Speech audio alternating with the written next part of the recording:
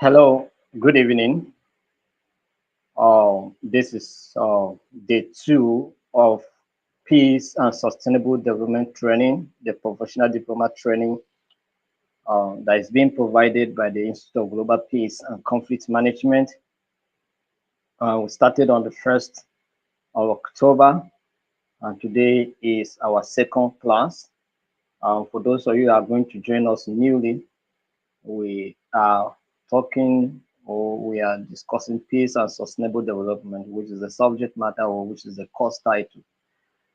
And we have discussed so far Module 1, Unit 1. That's what we have achieved. Today we'll be discussing Unit 2 and peace and sustainable development is what we are looking at. And my name is Tavle Joshua, your instructor, your privileged instructor.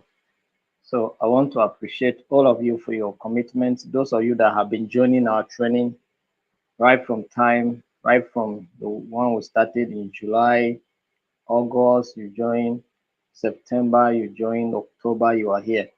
We want to appreciate your zeal for knowledge, your dedication for knowledge. We want to appreciate all of you and we thank you for taking time to be part of these trainings. So we'd like to welcome all of you for today's training. And today we'll be looking at the foundations of sustainable development. The foundations of sustainable development. But before we proceed, let me just do a recap of what we learned on the first day of the training in Unit 1 of Module 1. In Unit 1, Module 1, we were able to discuss the importance, of peace building and several other topics. Okay, we discuss um, the concept of peace and conflict. We also look at the causes and the consequences of conflict, right? Because if there is a cause to conflict, then there must be a proportionate consequence. All right. So there are consequences that follow, uh, you know, the cause of conflict. So whenever there's a conflict, then there's a price to pay for it. You understand? And you people always know the price. Properties destroyed, uh,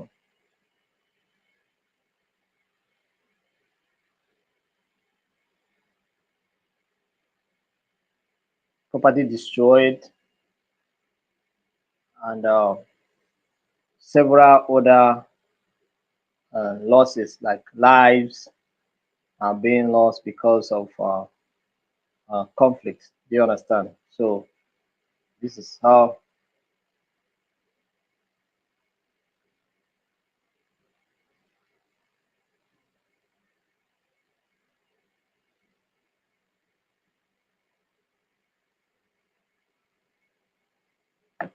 it works. So whenever there is a conflict, there is price for that.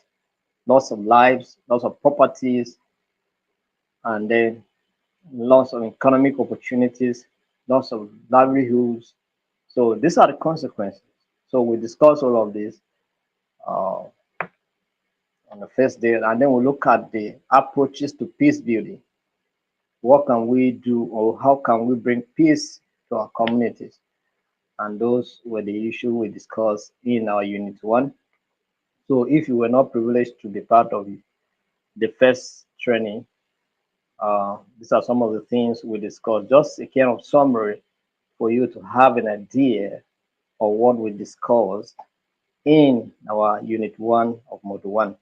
So as it has been our tradition, if you join the training, you do way to share a link on your wall, inviting people to also take part in free training uh, of the provided by the Institute of Global Peace and Conflict Management. So you can share it with a friend, you can share it with loved ones. Let them also take advantage of this training. Our goal for this training is to see how we can reach a good number of people in a society, in our world, to make sure that we have peace. The goal is global peace. But one step to another will get to the global stage. Do you understand? So what we need to do is when you share the link, it means that indirectly you are also promoting peace. Indirectly you are promoting peace because you are calling someone attention to participate in this training. When they get the knowledge and apply the knowledge, we get peace in our communities. Problems are being solved. Do you understand? So if you share the link with someone, you are inviting them, then you are helping them, and you are helping our society as well. So don't let this opportunity just be for you. Invite others also to take part in it. So that's how it is. So thank you very much for joining us. Introduce yourself and where you join us from. You are joining us from Kenya, from Nigeria, from Liberia, from Sierra Leone, from Pakistan, from India. Let us know where you are joining us from. Cameroon, Ghana, anywhere. Just let us know where you are joining us from. So thank you very much. Once again, we are looking at the foundations of sustainable development. So, but what is sustainable development? If we want to define sustainable development, what does that mean? It refers to what? It refers to the ability to meet the needs of the present generation without compromising the need of the future generation.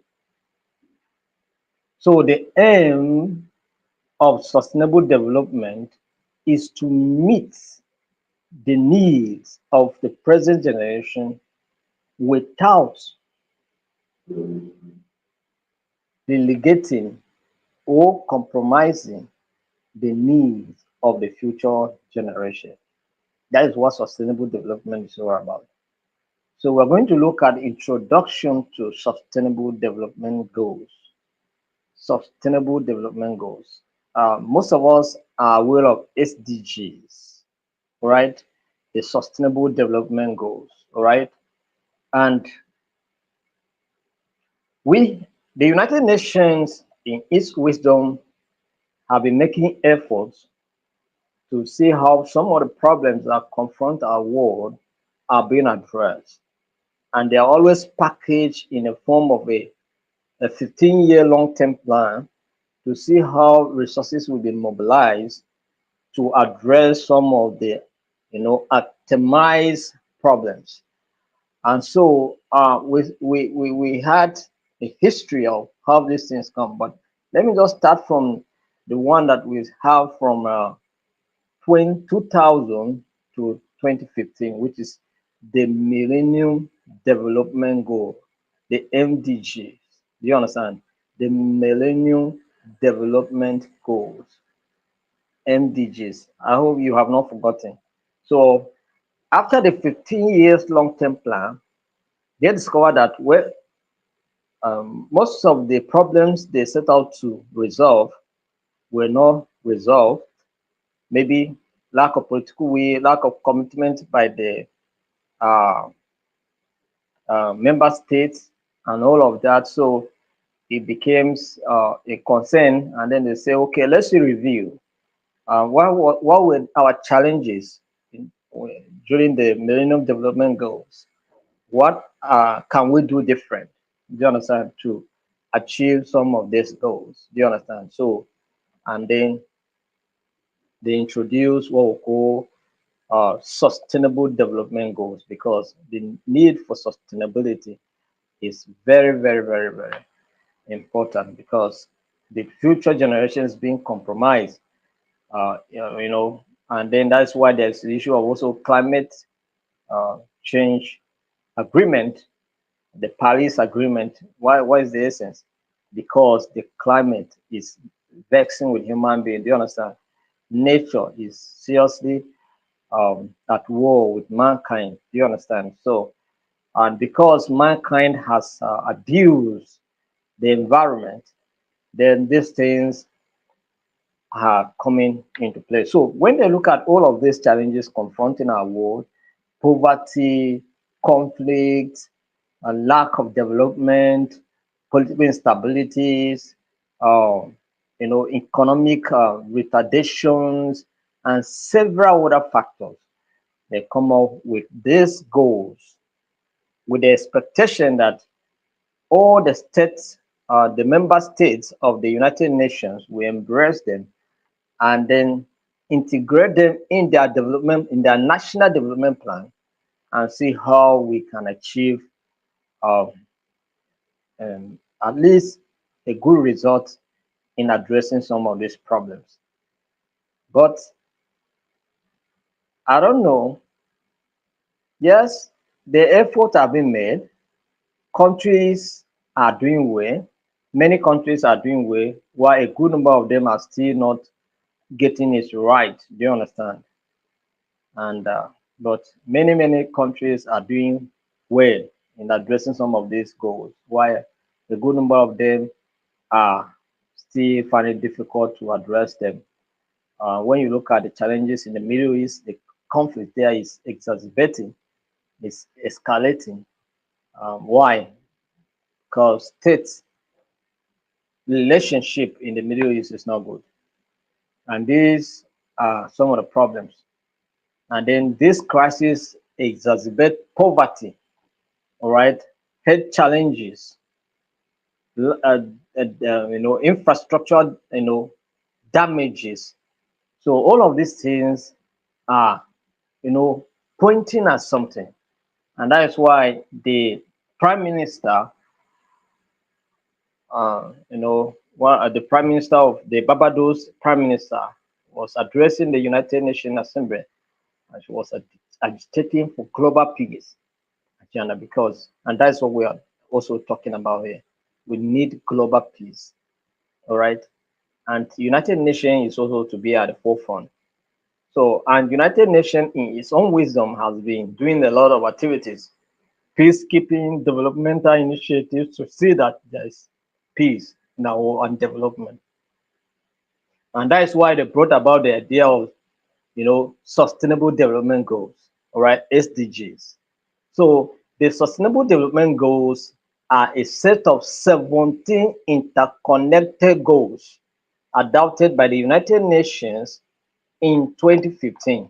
That is after the expiration of the Millennium Development Goal, which is 15 years lifespan. After the expiration of that, this emerged. Do you understand? To continue from where Millennium Development Goals ended and to improve on those areas that the Millennium Development Goals were not able to achieve. That was the reason why, and then also to build on the success stories they achieved during that period. And that's why we have the Sustainable Development Goals running from 2015 to 2030. So we have like 6 years to complete the lifespan of these as well. And so, of course, member states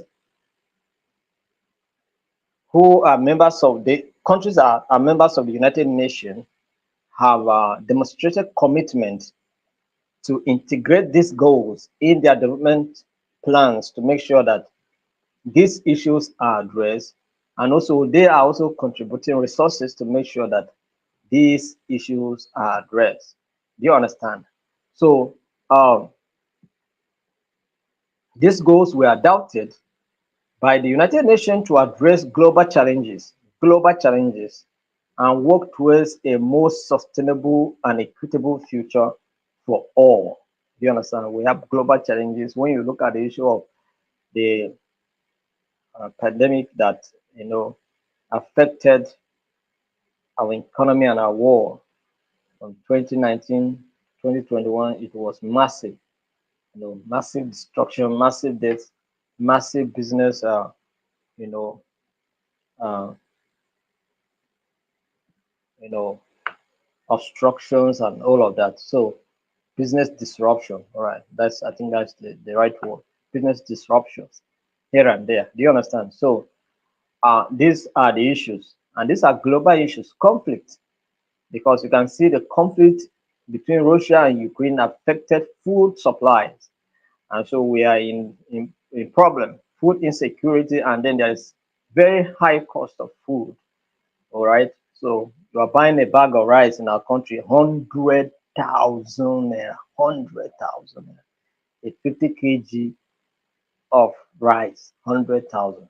So you can imagine how this war affected um, food supply chain. Do you understand? So all of these have been some of the challenges that the United Nations is working to address.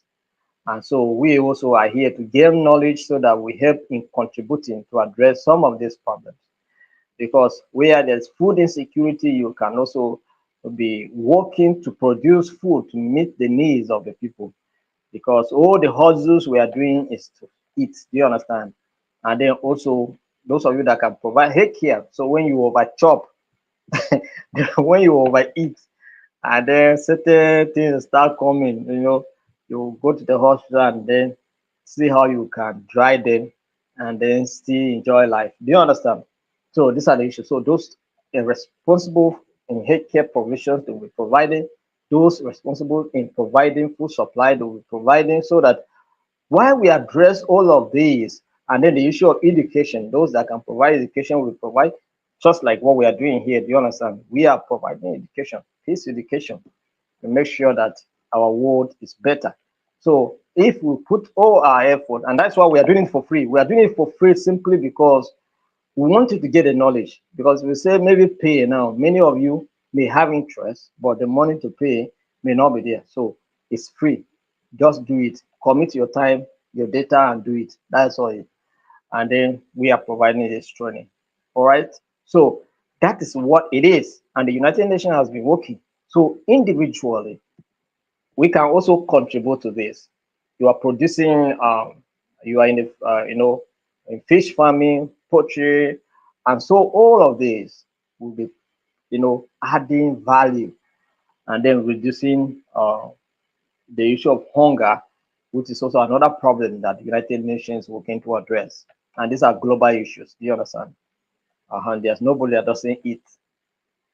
So hunger is one of the killers, most especially in conflict-stricken a situation like what is happening in Palestine, what is happening in Lebanon now.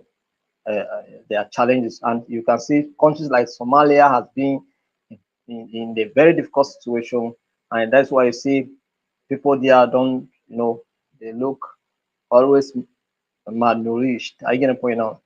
And the only people in government are looking so flashy, but any other person is, and even in my country here, if you go northeast, because of conflict there, lives, properties, farmland destroy, a lot of things are going on. So it's affecting food supply chain. Do you understand? Many of the food, uh, most of the food that we eat in Nigeria are being produced in the north. So, but the north is, is is the devil with what? The devil with conflict, and so it's affecting food supply even in our country, internal food supply.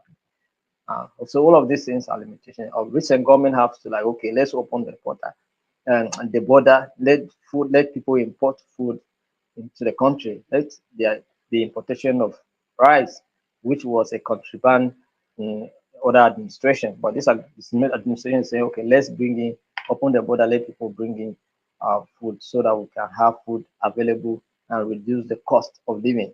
All right. So why we do all of this individually, we the adding value and then reducing some of these issues. So why the country works at that level, we can work at the state level, local government level, national level, regional level, and then at the individual level, even at the community level, we all can contribute to bringing sustainable development. If you refuse to cut down trees in your locality, you are helping that environment, because when you cut down trees, there's heat. Do you understand? So when all of this gases are being emitted. There's nothing to absorb them. Do you understand? So it can cause desertification, erosion, and several other things. So all of these things are problems. You understand? And that's what the United Nations looking to address. So let's look at a brief overview of these SDG goals as a framework for addressing global challenges. Number one goal is poverty. No poverty. We don't want to see poverty. Let everybody have a means of survival. Do you understand? Let people have a good life to live. And that's why we have a benchmark of 1.7 or $1.5 a day. At least if someone can afford 1.5 or $7 a day, then we can say that this person is out of abject poverty. Do you understand? But there are people and there are places where people cannot afford even a cent of the dollar in a day. But this is what we expect. At least you should be able to spend more than $1.7 a day, and that you will be regarded as people that are out of above the poverty line. Do you understand?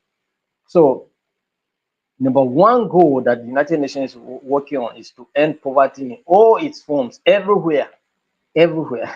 So make job opportunities available, make industries available, make countries that are, you see, countries like China, they are ahead of several countries because you can see massive infrastructure development in China, and this thing is helping to reduce uh, the level of poverty in their country. Do you understand? They have a population of 1 point something billion, yet it's working. Things are working. So when we are talking about Nigeria is large. Wow, Nigeria is large. How? How? In China is large. 1 point something billion. That's Nigeria is not even up to a quarter. Or one quarter, or let me say one quarter of what is. But yes, development is going on. Yes, there are poor people in China as well, but when you put the two countries on a level of comparison, then there's a problem. Do you understand? So these are the issues. So hunger is number one on the table that United Nations is working to address. So number two, that's number one is poverty rather. Number two is zero hunger. All right. So we want to end hunger, achieve food security, and improve nutrition and promote sustainable agriculture. So, but conflict is not allowing us to farm. Banditry is not allowing us to farm. That's why there's high cost of living. Even those that are disrupting farming activities, they also are feeling the pain. Do you understand? Only if they have the knowledge that, well, we need not to be doing this so that we can have peace in our nation and enjoy our nation. Then they will drop their arms. Criminals will drop their arms. Kidnappers will drop. So we'll go back to agriculture, which was also one of the mainstay economy in the 1970s. Do you understand? Before the discovery of the crude oil. So all of these can help to reduce poverty in our nation. And we enjoy food in our world. So uh, we don't want hunger. So United Nations said we don't want hunger anywhere. Let people, because hunger can also be a source of conflict. Do you understand? When people don't have a means of livelihood, everything is possible. Do you understand? They can turn to criminals, they can turn to kidnappers, they can turn to terrorists, and these things can affect our peace. So we need to end hunger. All right. So, like you all know, the popular adage that says a hungry person is an angry person. So you can see. So when you are hungry, nothing interests you. Do you understand? You don't think straight. You are so violent because hunger is you. So good health and well-being is our number three goal, which United Nations also saying that we ensure that people live a healthy lives and then spend long years of enjoying themselves. Okay, the average lifespan of a Nigerian or an African is from 50 years. You understand? Why the white 70 and above? Do you understand? So, but we have people who are living 70 and above. Look at our former president, President Olusegun Obasanjo, is getting to 90 years. He's playing football, moving around. You understand? So these are the issue. Giving speeches here and there, attending meetings and making speeches. I saw one video where they wanted to put something for him to stand. He went and dragged it over and stand and made his own speech. So these are the issues. Do you understand? So it's very hard. So this is what United Nations wants to achieve. People should live long and healthy. Do you understand? So these are the issues. So and promote well-being. So go out, do exercise, and then stretch yourself, and then let the blood circulate very well. Most of us, we don't do exercise because maybe time and all that commitment, all of that. Sometimes even to take a walk, it's not easy. Do you understand? So, and this affect us a bit. So we need to embrace well-being, do exercise, prioritize your health because health is wealth. Do you understand? If you are not strong, you cannot be able to do anything. It's when you are strong that you can walk, you can do exploit. When you are not strong, you are powerless, you are helpless. Do you understand? That's what it is. So let's embrace, let's prioritize our health. And individually, we can do it. Collectively, as a nation, we can do it. Then we will end, um, you know, health tourism, or what do you call it? Medical tourism. Do you understand? People will not be traveling to Europe to go and, and do checkups and attend to their medical needs. In our nation, we can have it. So it's a matter of prioritizing some of these things, and then we will end some of these uh, challenges. So quality education, quality education. So when we're talking about quality education, education that is productive, education that can enhance productivity, education that can give a result. That's what we're talking about. So it's not just education, quality education. And now there's a challenge generally. We did training on alternative dispute resolution. Okay, people come. We told you what mediation is all about. We told you negotiation. We told you arbitration. We told you conciliation. Come and do a simulation exercise. Let's know how where you learned what we told you. They are not coming up. You understand? So if we do not practice some of these skills, how will you apply them?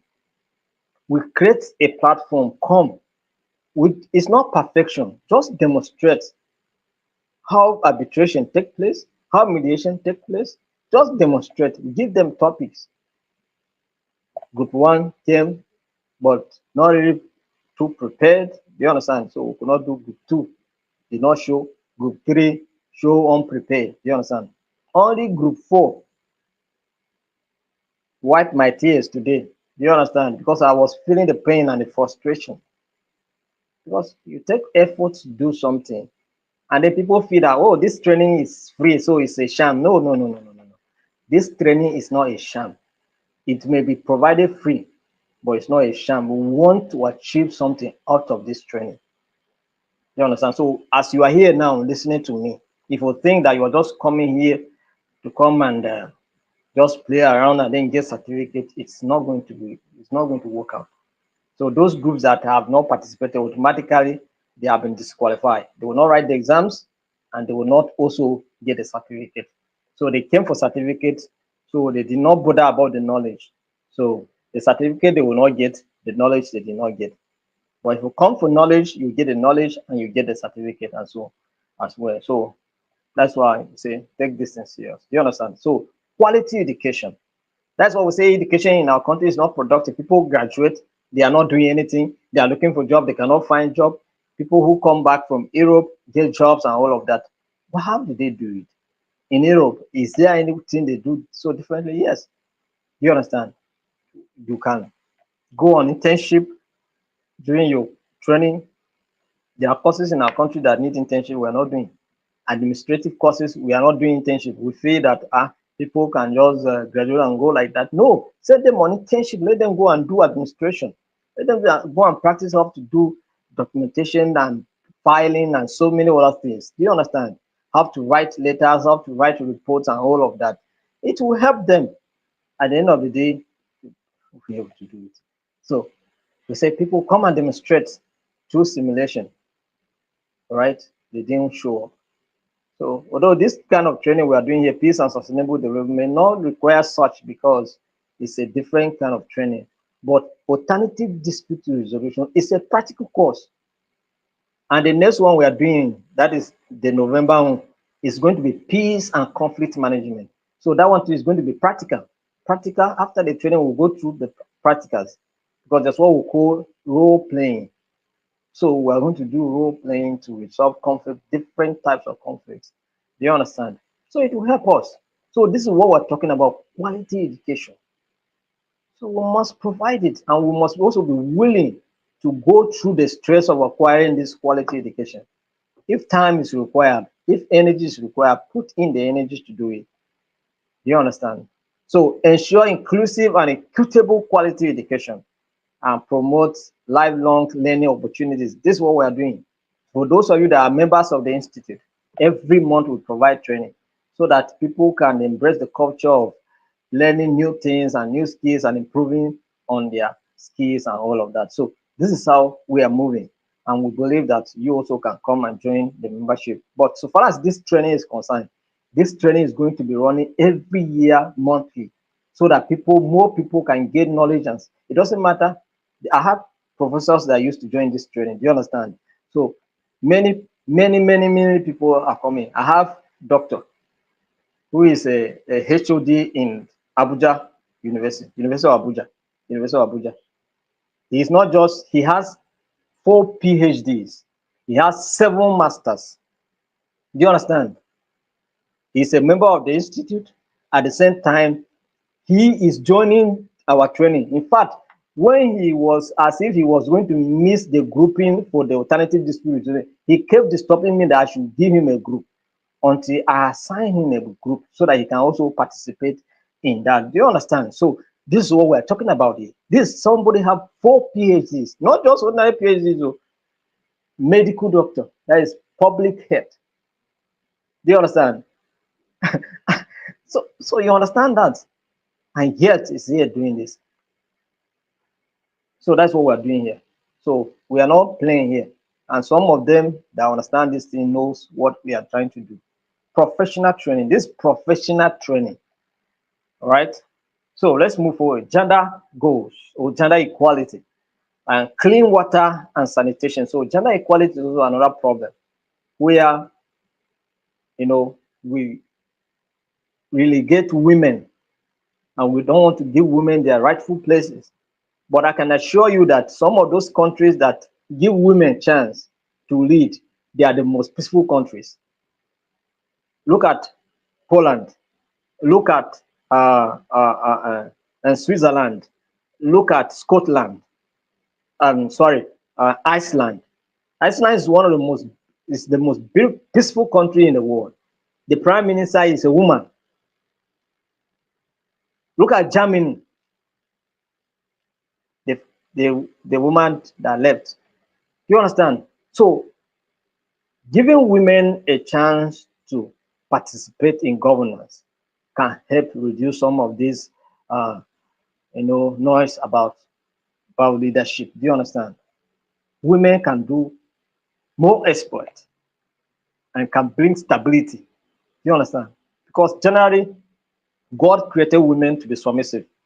Do you understand? So submitting to the will of the people, women can do it, but men, arrogant and pride. Do you understand? So this is the issue. So we need to balance this thing so that women can have equal opportunity to participate in some of these affairs. Even as a country, there was an issue of 14% or 45% affirmative. Do you understand? So that women can get opportunity to be involved. And but I don't know whether we have been implementing it anyway. So, but this is the issue. So clean water sanitation. Clean water and sanitation is also goal 6. Ensure availability and sustainable management of water. And let me tell you, water scarcity can cause problems. Okay, look at the conflict that is happening in the Middle Belt, for instance, is as a result of these things. Do you understand? When dry season comes, and those people rearing animals cannot have a place to some of the the what do you call it, the tributaries dry off. Do you understand? So they have to travel to distances to look for water to feed their animals. Do you understand? And so as a result of these things, it's affecting food productivity, is also affecting the peace of the nation. Do you understand? When and then it's also causing crisis. So these are the issues. So we need clean water and sanitation everywhere for people. People can also move when there's no water. You understand? So affordable and clean energy. Yes, we need clean energy because our world, you see, the greenhouse gases we're talking about, issue of climate change, we are crying here is because there's so much compostable activities, and then they are, emitting all these gases, and they are affecting our world, hitting the environment, hitting the climate, and so it's affecting the world. You understand? That's why we see tsunamis, we see fire disasters here and there. We see so many things are happening. We see snow everywhere. Do you understand? All of these things are as a result of climate change. So affordable and clean energy we have. And of course, when we're talking about clean energy, we're talking about renewable energy. Do you understand? So that by the time we are using electric cars, no emission and all of that, our world will be better. People can live long and then fulfill destiny. So decent work and economic growth. So these are the things that United Nations is working to achieve. Do you understand? So promote sustained, inclusive, and sustainable economic growth, full and productive employment, full and what productive employment, not just people putting you as casual staff, not just people giving you job as if they are helping you. Do you understand? Like, and without them, you cannot get a job. Do you understand? So that kind of mentality you moved. Do you understand? And then decent work for all, decent work for all, decent work for all. Yes, at your level of education, at least get something reasonable, because you cannot get a job higher than your education. So you have to your education and the job you are getting must commiserate each other. So that's it. So um industry, innovation, and infrastructure is goal 9. Industry, innovation, and infrastructure. Countries that understand these things are doing so much to move on ahead. You can see what we are using here. You are in your room. I am here in my room. We are connecting. We are discussing. We are sharing knowledge using technology. So innovation, creativity, industries is what we need. You understand? You can see Ajakuta me, if they have been struggling for it to stand.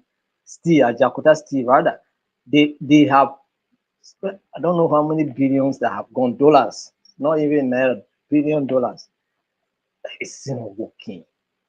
Our refineries are looking at us like just like that. No development. Nothing is showing up. In fact, roads. If I ask you come from Abuja, from Lagos to Abuja now, you say no, no, no, there's no road. From Kwara, the last time I traveled to Kwara, I cried like this. How can we have roads like this? I get a point now. With all the billions and trillions that used to fly about, where are they going? We are not seeing it in the city. Here, we are not seeing it. Practically now, it's generator that we are using here to do this training. Do you understand? So these are some of the things. So industry, innovation, and infrastructure, we need them. Building infrastructure that can take a long period of time. We thank God here we don't have earthquakes, we don't have all these tsunamis and all these hurricanes. We don't have them here. But the disaster we have here is disaster of leadership, leadership disaster. You understand? So people sometimes compromise, and that's why you see building collapse. People use of standard building. Some of you were aware of what happened in Lagos some time ago, where a building collapsed, a project building was going to collapse, and then even kill the developer of that place, of the place. So these are some of the things. Do you understand? So reduce inequality. Reduce inequality. That is number 10. Goal number 10. Reduce inequality within and among countries. Even countries are not balanced. Do you understand? Some are doing well. Look at what we call the developed and underdeveloped countries or developing countries, whatever name you want to give them, or low developed countries. Do you understand? High developed countries and low. So we want to balance this thing. And that's why they are agitating at the United Nations to give African nations, African countries, a permanent seat at the United Security Council, United Nations Security Council. Do you understand? Africa need a permanent seat. But they should not just go and be dogmas. They should not just go there and then be useless. How can you be a permanent member in the Security Council and you don't have veto power? So you two should be given veto power just like America, France, and other ones have. Do you understand? So that's why it is. So by so doing, we balance these things. If it's developing or is developed in the West, it developed in Africa, then we have development everywhere. In the Middle East, we have development, and then we will know that we are going uh, to reduce some of these challenges we're talking about. So sustainable cities and communities, sustainable cities and work communities, and of course, when there is this reduction in equality, people will not be traveling for, say, I'm going to Europe to go and find a good job. I'm going to this one to go and find a good job. Do you understand? They will stay here and have good job. Do you understand? So sustainable cities and communities. Yes, make city and human settlement inclusive, safe, resilient, and sustainable. Don't build houses that rain will just come and wash. No, no, no. No. Don't build on waterways. Do you understand? And make our cities sustainable. Our cities are very dirty. In Africa, we have Kigali as one of the cleanest cities. Do you understand? And then we have maybe countries, places like um, Casablanca and Rabat, also clean. Do you understand? But some of our major cities in Nigeria, very dirty. Do you understand? So we have to make some of these things available, and there must be master plans to doing all of these things, so that people will not construct on waterways, and then when comes, it will not have a place to pass, and then wipe everything, wipe the building, wipe, so it affects our life. So responsible consumption and production is our goal number two, so that we have to eat, but let's eat in such a way that it will not deprive the future generation. So that's why we say ensure sustainable consumption and production. We should not overproduce. We should not just go and cut trees indiscriminately. You understand? If you want to cut down trees, cut the ones that you need. And then when you cut, you plant. That's what we call deforestation and afforestation. So if we cannot afforest, then don't deforest. Do you understand? It's as simple as that. But if you must deforest, then you must afforest. That's you must pay. You must pay the price of planting a tree there. Do you understand? So these are the things that we're talking about here. Action. Climate action is our goal. Number 13. Take urgent action to combat climate. Take urgent action to combat climate change and its impact. All right. Take what? Urgent action to combat climate change and its impact. So that is it. So we have Paris Agreement, but we keep hearing the United Nations Secretary General complaining all the times that countries are not committing to what they agreed to do, to mobilize resources to address some of these issues. And then even some countries, even when the reality of the resources comes, they still divert it, and then these things are affecting. All right. So life below water. You see the issue of climate change and all of that. You see what happened in Meduguri of recent. Very terrible situation. All right. So these are the issues. So life below water. Yes, we need to preserve and protect the fishes and every animal that lives in the oceans, the seas, and marine, so that we will not just go and be fishing anyhow, use chemicals and fish. No, do fish. No, no, no, no. It's not correct. So life on land must also be protected. So protect, restore, and promote sustainable use of terrestrial ecosystems. Do you understand? Also, living in ecosystem, the animals are just killing others. And man is also killing and eating the mass. Do you understand? So, sustainably manage forest, combat desertification, and hot and reverse and land degradation and hot biodiversity loss. So all of these things are the things that the United Nations is committing to address. Then peace, justice, and strong institutions. That is goal number 16. So, and this is one of the things that we are trying to address here. Peace and sustainable development. Peace. We need peace in our world. For us to achieve all of these things that we're talking about, the one thing that must be in place before we can achieve that is peace. If we don't have peace, there cannot be good hospitals, there cannot be infrastructures, there cannot be farming, there cannot be any, no education. I get the point now. So, one of the things that we need is peace. Peace is the basic thing that we need to make sure that order of this aspect of the women we're talking about takes place. Then partnership for the goals. All right. So we need partnership, we need collaboration, both private, non-governmental, public institution, government, and international multinationals coming together to provide resources to make sure that some of these issues are being addressed. So this is the introduction, and this is what the Sustainable Development Goals are about. So now the question is, what are you doing in your own community to bring about sustainable development? What are you doing in your own community, in your own little way as individual? When you cut a tree, do you plant it? Do you plant another one? Or you just cut and then go your own way? What about those of you that are using charcoal, or that are using they are cutting trees to just make charcoal? What about those of you that are using wood to cook? Do you understand? So all of these things are causing problems. But the truth of the matter is that people who use wood to cook is because they cannot afford 1 kilo of one kg of gas is how much now?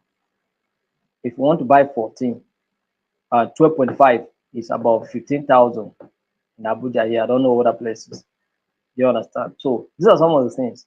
So people have to use their charcoal and use their any way they can cook and eat, because how many people can afford to buy? And the worst thing is that even the gas, is I don't know what the gas used to last in my own house for how many hours. Before we used to refill gas, it will last like 1 month, 2 weeks. Suddenly, it's not even reaching up to 3 weeks. I check, I thought maybe it's leaking somewhere, but you know, I'm not understanding. Do you understand? So these are some of the things. So it is affecting. So many people cannot afford some of these things, and of course, it will affect our environment. So I hope we are making sense, right? And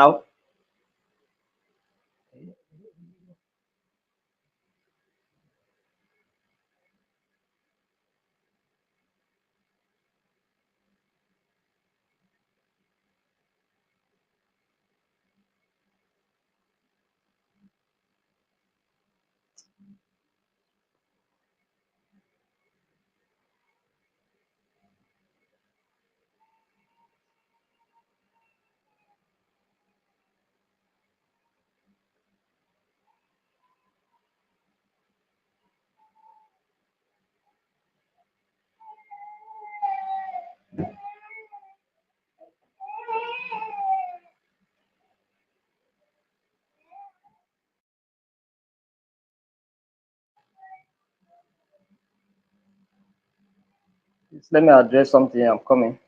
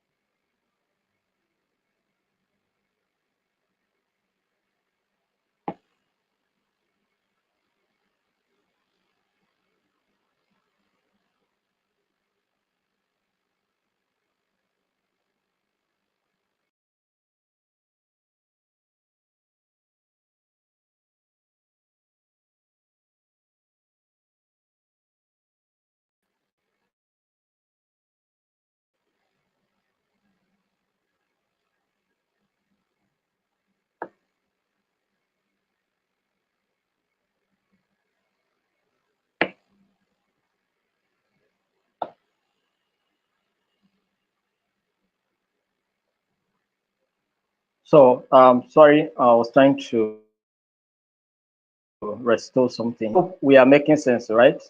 And we are making progress.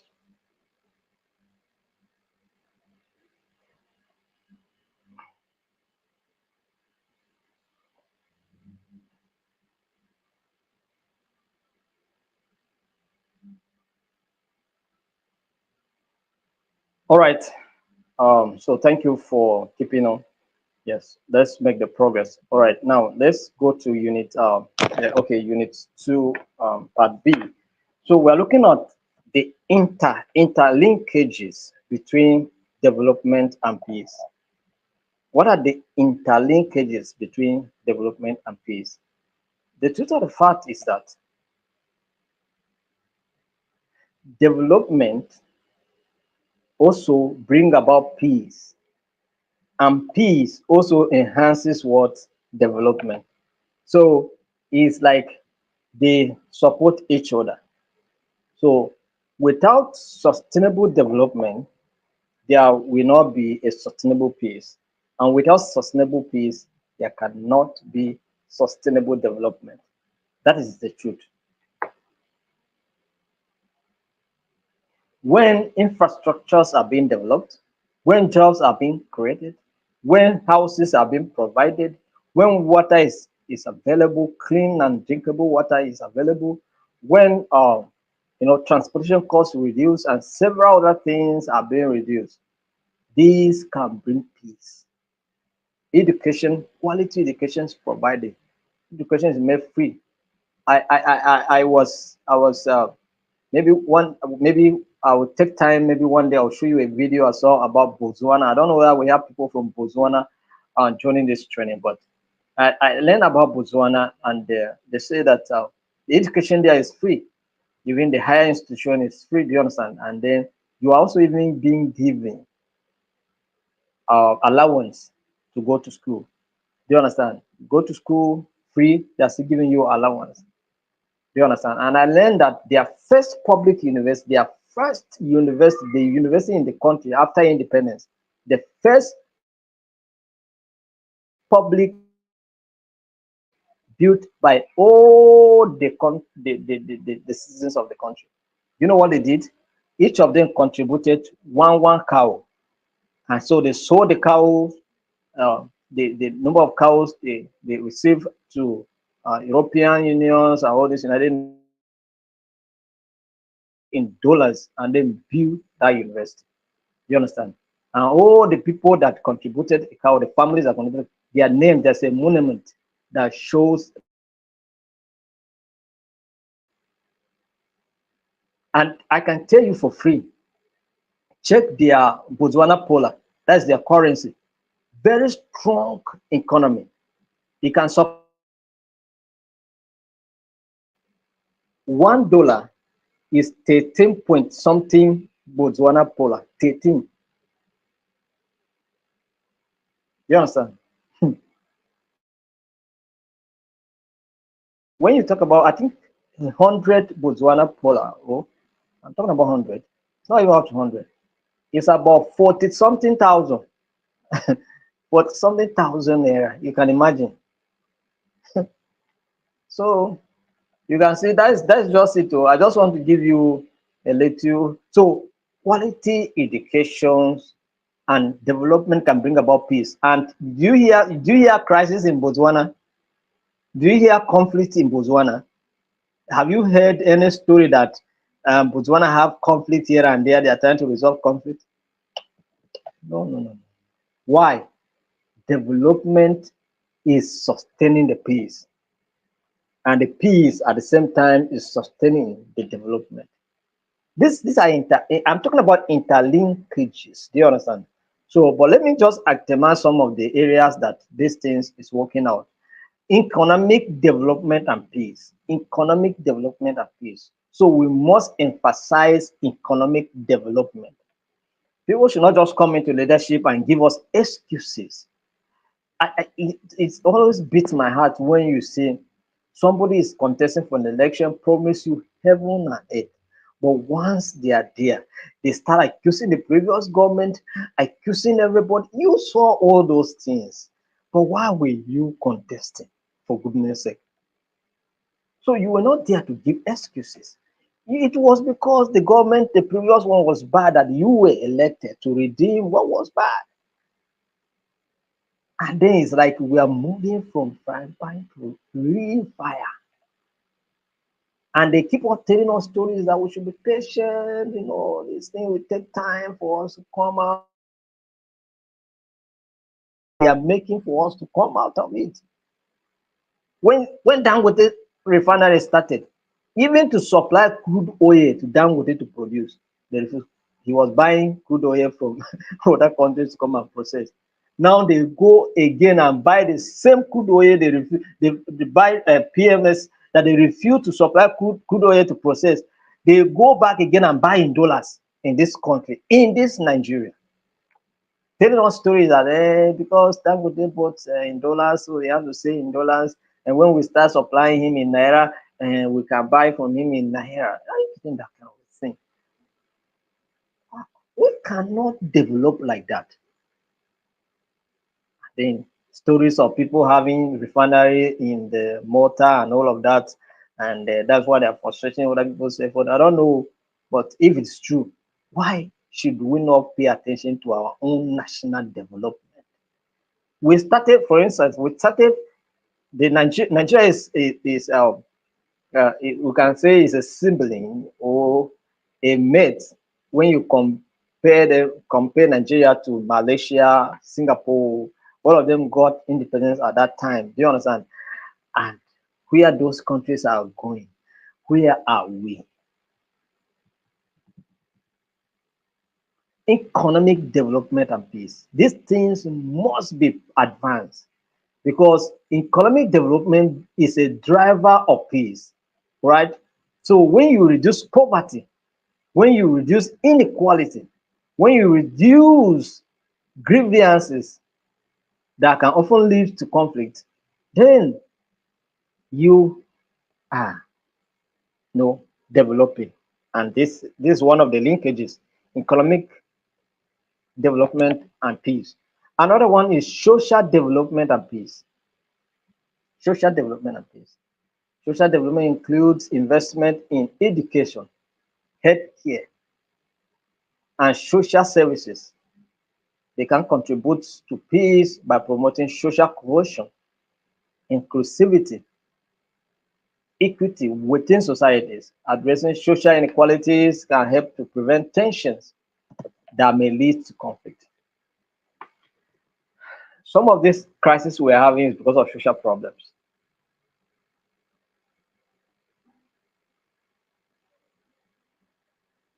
They have and they have not. Do you understand? Wealth are not equitably distributed, so it's affecting people. And so when the poor look at the rich, either they celebrate them or come for them. Do you understand? So that's what it means. So political development and peace, political development and peace, democratic governance, rule of law, and respect for human rights are essential for peace building. I think we discussed some of these things yesterday, yeah, on the first day. So when democratic processes are not conducted the way they're supposed to be conducted, then there's bound to be, there are bound to be, conflict, post-election, electoral violence, and all of that happening. Do you understand? Or even pre.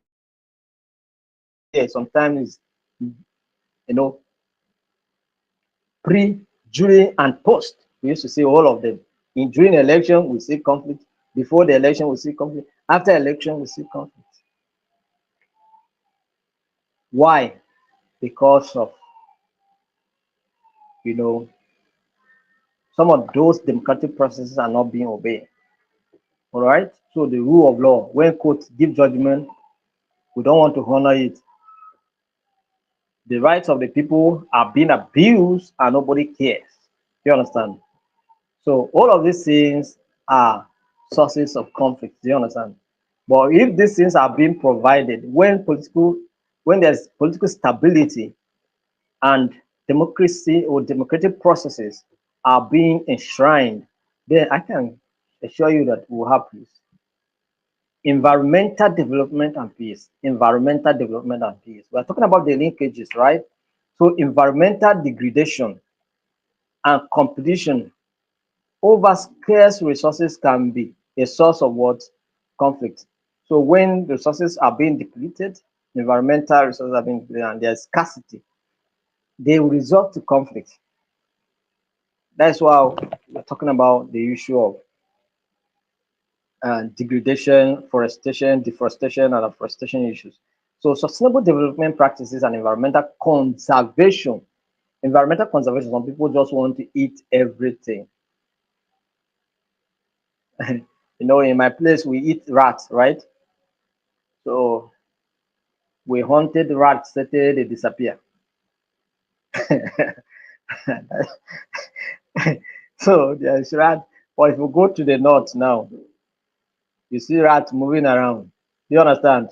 They walk everywhere because they don't eat them there. So, but for my area, we eat them and make sure that they are in, they have been reduced to you suffer before you can get one. Do you understand? So that's what it means. So when there is no, I'm just giving you a local example of conservation. Do you understand? Conservation. So that's what we have game reserves, Yankari game reserves, where animals are being kept to make sure that nobody hunts there. They are there. Let them be hunting themselves and be surviving and then be reproducing so that they continue to be there. Do you understand? So that's what it means. So environmental uh, conserva- conservativity is also one of the things. Conflict prevention and peace building in all our doings and in all that we do. Please embed conflict prevention in it. Because in the course of doing your business, in the course of farming, in the course of doing your work, office work, there may bound to be conflict. So let there be mechanism to prevent conflict from occurring. Do you understand?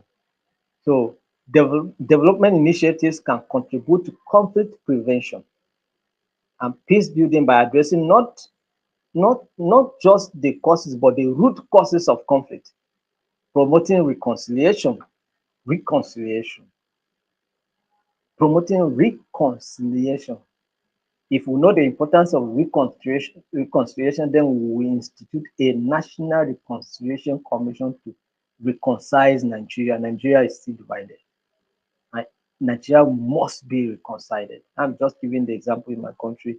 If the same is also in your country, you need to uh, talk about this thing, reconciliation. Did it in South Africa. South Africa is moving. Did it in Rwanda. Rwanda is moving. So we can do it in Nigeria, and Nigeria will move. Some of the things is not money. Some of the things is not economic. It's just for us to reconcile and come back to ourselves and say, please, oh, I know we had differences. I know we are still having differences because of diversity and all of that. But let this diversity be our strength. We cannot be dividing our country. Let's love our people. Let's do inclusive government, all right, so that everybody and a child of nobody can also have opportunity. That's only and only time that we can have peace. So if we say this and we are committed to it, then so be it. But most of the time we say it and we do not commit to it. You understand? When we say the training is free, and maybe you were expecting that these people may not be serious because it's a free training.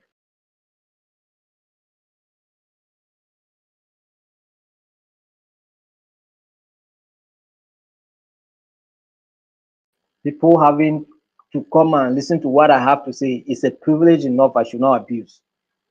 Do you understand? It's a privilege enough that I should not abuse. So I give the whole of my strength to it, and I'm doing it with the whole of my passion. Do you understand? That's it. That's why we were to have simulation class by 4. I was online already expecting the people to join. They did not join. The other group was to do their own by 5. 5, I was online. We were able to do it. We finished like 20 minutes after 6. Do you understand? So you can see that I have been on online now for how many hours? That's I came from office and then I sit here and then I'm here for more than it's getting to 4 hours that I'm sitting here talking to you concerning this training, free training. So that is how passionate I'm about it. So if we can passionately decide to build our nation and everybody commit to sacrifice to it, that is, I sacrifice my interest for you. Go make our country beautiful. That is all I want. Another person, I sacrifice this. I sacrifice my own peace for your peace. Do you understand? Equitable distribution of resources, equitable distribution of jobs opportunities. This can reduce conflict. We carry out developmental plans without putting in place mechanism to prevent conflict. We just do things anyhow. You are conducting election as an electoral umpire, and then you are not putting conflict prevention mechanism in it. What do you expect? When conflict arises, how do you resolve it? That's why sometimes they will say, go to court. We are waiting for you there. So international development and peace, international development and peace. So the issue of development is not just at the national level. It cut across because we work in an environment now that is, you know, uh, interconnected. Do you understand? So, and the cost development is cutting across national boundaries because of globalization. Do you understand? Globalization of culture, globalization of technology, globalization of yeah, internet, and globalization of everything, trade, and so many factors. So the issue of international development is also a matter of concern. So cooperation, aid, and diplomacy play a crucial role in promoting peace and stability globally. You understand? So multilateral efforts and partnerships are essential for addressing transnational challenges and promoting sustainable development. And that's why when the Minister of Education came up and said that only universities in Togo are recognized. Do you know what that has done? It has damaged the image of education in the Republic before the large population of Nigeria. Do you understand? Or Nigerians, and they, do you know what that means? It means that Nigeria has successfully destroyed their bilateral relationship with their neighbors. You don't. When we understand you want to reduce the number of Nigerians that are going up, in a nearby neighbor countries to get education. We want to reduce the number, but this approach was wrong. And this thing happened because simply because of long strike issue, ASU, federal government, this one and this one, people got frustrated and began to look elsewhere to get their education. And they suddenly realized that people are going up in droves to go and get their education. And then the only thing you can come up with was just to make some of those kind of, you know, it was quite a very embarrassing situation, I must say. Do you understand? So it's, but it has been done. So have you, since they say they will sack people that got the certificate from the, have you heard one sack? You will not hear anybody sack. They just wanted to reduce, make people to not to send their children to go and school there again, so that you know our education here can also receive massive population and all of that. That is it. Nobody is going to be sacked. Watch and see. Nobody. Until that's why they waited until the time of admission period, August, and then they came out with that because that is most. That's the period when most people, most schools admit. Do you understand? And then they came up with that so that so, and you know, our Nigerian the way they think. But do you know the damage to that? Diplomatic issues, international cooperation and relationship is battered and shattered. That is it. You cannot discredit an education of a country simply because you want to promote your own. No, no, no. Because there is also a place in international relationship that you can interact. So other strategies would have been put in place, but you know, we we organize policies and plans, conflict prevention mechanism. We just do it anyhow. Well, anyhow, if you feel it's your problem, do you understand? By the way, I've acquired my education in UK, I acquired my education in this and this and this. So post-conflict reconciliation and development. Post-conflict reconciliation and development. After conflict, sustainable development is essential for rebuilding, right? So these are, and then human development, human capital development and peace. Ultimately, development that focuses on improving the well-being and opportunities of individuals can contribute to a more peaceful world. So you take policies, government policies must focus on the well-being of its citizens, right? And that is only when policies will be embraced by the people, and then they will also work towards making sure that those policies are implemented for their own welfare and their well-being. You understand? So empowering individuals, and one of the empowerment is education, promoting human rights, and fostering inclusive societies are key elements of sustainable development. So this is how development and peace links what we call the nexus. Do you understand? It's a nexus. Some of you may want to see that word or the interlinkages. Do you understand? So that's what it means. I hope we are making sense. So I have like 17 minutes to take the next topic, and then we are done for today. Do you understand? Then we are done for today. So are we ready for that? Yes, of course. Once we do it, we are done for today. So I'm making progress. So if you have not liked this life, you like it, share it with someone, invite them to come and also take this free training. It's helping people, and you too, you are getting from it, and let others also benefit from it. Are we together? I hope we are together, right?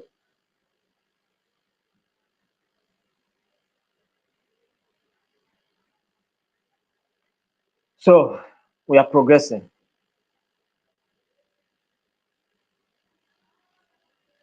I hope you can hear me. Well, it seems to me that my network is, I'm not seeing, I'm not understanding. Can you still hear me?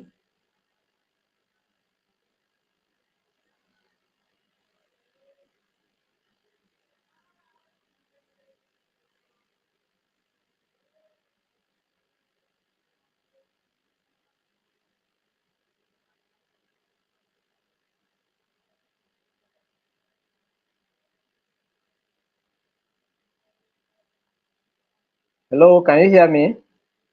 I want to know that you're hearing me because it seems like my network is hanging here, and I want to know that you can hear me.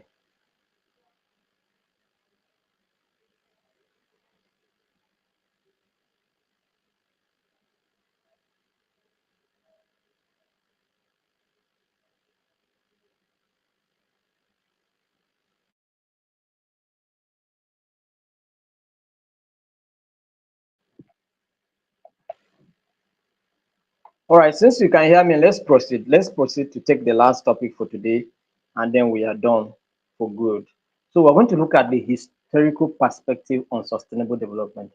Okay, I was trying to, when I was talking about introducing sustainable development, I tried to mention history, right? I mentioned the issue of Millennium Development Goals. So how did all of this come about? How did it start? Do you understand?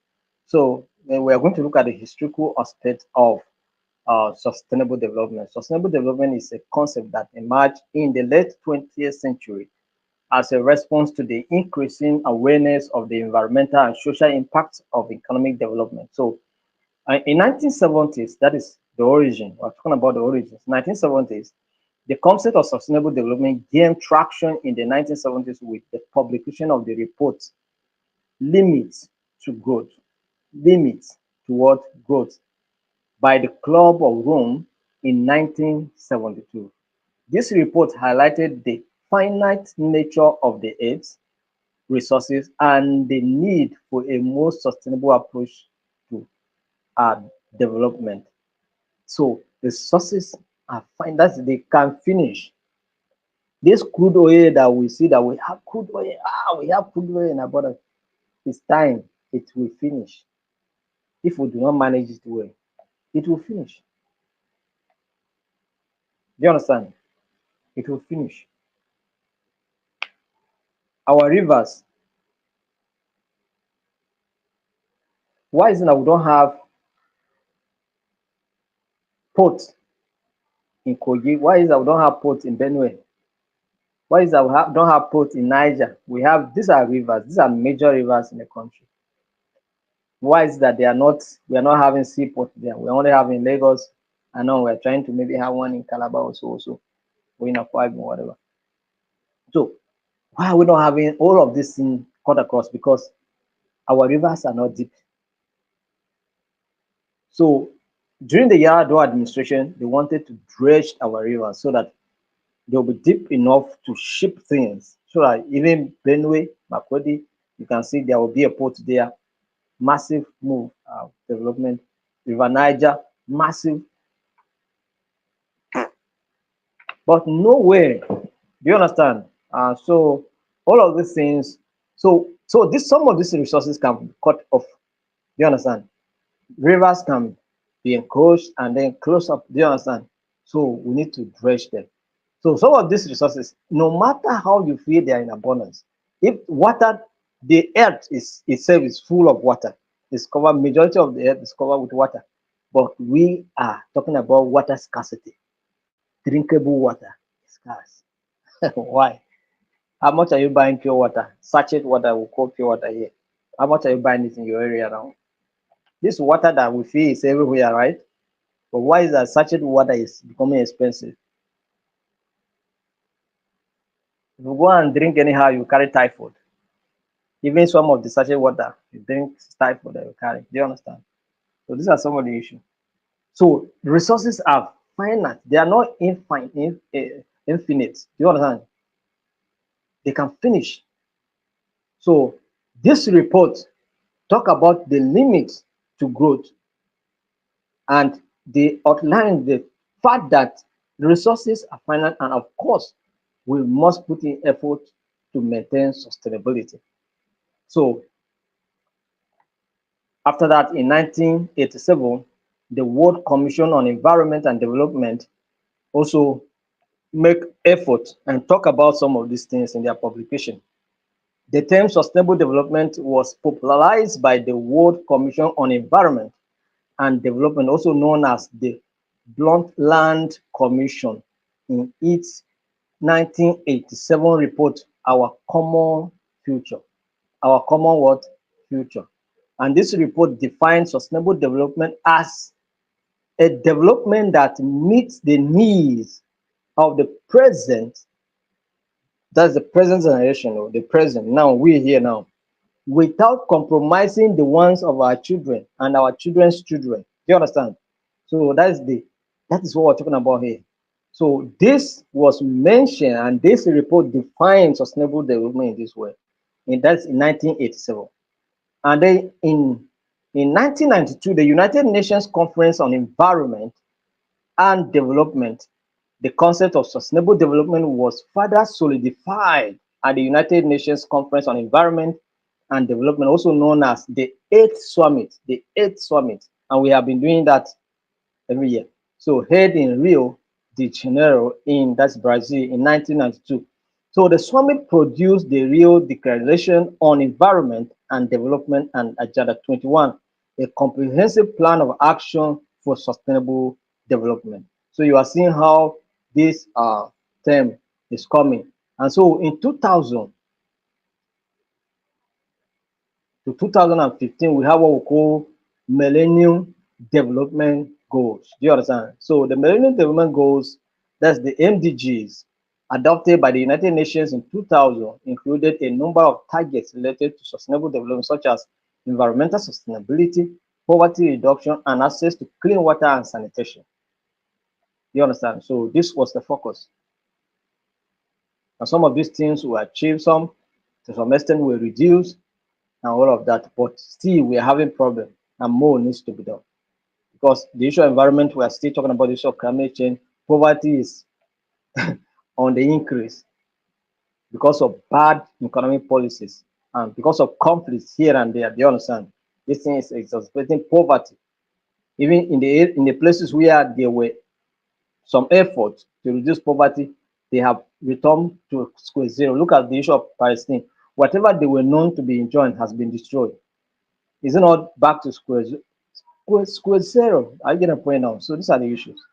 So sustainable development goals, which is what we are in now. This is what we are working on now from 2015, and then we have the since it's a 15-year lifespan, by 2030 we are done, and then we'll sit down and review and see what we have achieved and what we have not achieved, and the one we achieved well and the one we did not achieve well. Here areas we need to improve, what strategies can be adopted to make sure that we do better. And I think one of the things that we'll be talking about at most in the next plan should be about peace. Peace should be emphasized. You understand? Because with that we can be able to achieve some of these things. So where there is war here and there in the Middle East, in Sudan, South Sudan, in Central African Republic, in Dr. Congo, in Nigeria, in so many places, how can you expect development to happen in Ukraine, Europe, and in America? It cannot be possible. Do you understand? So building on the MDGs, the United Nations adopted the 17 Sustainable Development Goals, which we have explained. We took our time to explain them and how we can address them, to address a range of social, economic, and environmental issues and provide a framework for countries to work towards a more sustainable development.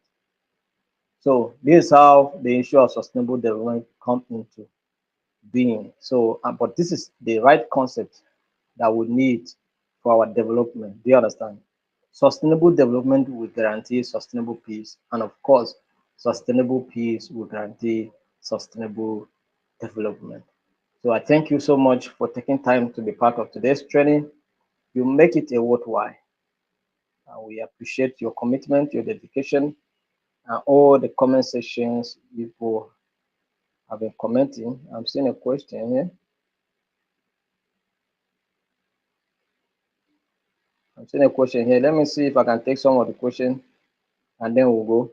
My question is, I wasn't placed in any group for the ADR practicals, but I submitted my name when you requested it. As a result, I wasn't able to participate in the practical. However, I have attended all the classes except when I had network or other issues. So there's no issue. If you check the names very well. Some of you will say your name is not in the list, but your name is there. Go and check those groups very well and check it thoroughly. So if really you did not see your name, then from there we can address it. But go and check that list. Some of you will not check it. You take it so check it so lazy. Check it thoroughly. So your name is there. Check it very well. But in case we did not see your name, because some will come and say my name is not there. It's even the group members that will telling them your name is there. Do you understand? So go and check it very well. And the group is free. If your name is not there, comment that your name is not there, and then we'll fix you in a particular group. We have done just 4 groups, right? We have about 40 groups, so we have done 4. It means that we have 36 groups left. So it's left for you to indicate you just come on time so that we can assign you a group. Very, very important.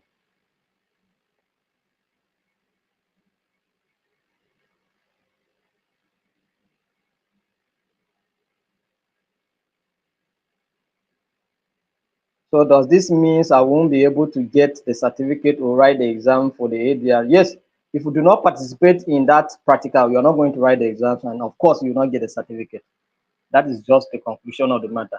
So if you don't have a group, I even say it in the group. I did a video, a voice record, and I share it in the group. I said, if you fail to participate in that group, in the practicals, ADR is not a theoretical course alone. We finish the theory, we are doing the practicals, demonstrate it.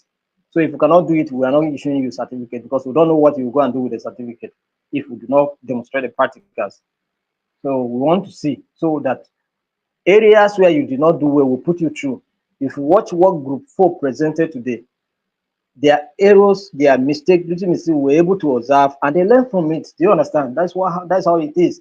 So if you refuse to participate, you will not get certificate and you will not, in fact, you will not write the exams because we're using the group solely for the examination. So please, if you don't have a group, we still have 36 groups left to indicate your interest now. We will fix you there. I'm talking about ADR. I'm not talking about peace and sustainable development. So for those of you that did not do training on alternative dispute resolution, this discussion is not your own. So thank you very much. Because some of you will be confused and be asking me questions. So please, if you did not do any training on alternative dispute resolution, this question I have just answered now does not concern you. So forget about it. Do you understand? So that is it. So do we have any question? No. So thank you very much. We'll see you by tomorrow, 7 p.m. for another course. But you can also join the simulation class by 4 p.m. We have two groups to present tomorrow as well, 4 to 5 and then 5 to 6. You can also learn from them. Maybe next year, when we are organizing alternative dispute resolution, you can also join. And then you must have learned from what they are doing so that when it comes to your time, you can do better. Do you understand? So you can also join when we are live by 4 to just be part of the simulation classes and learn what is going on. It's an interactive session, and I think it's a good experience to be a part of. So thank you very much. We'll um, by see you by tomorrow, 7 p.m. Bye.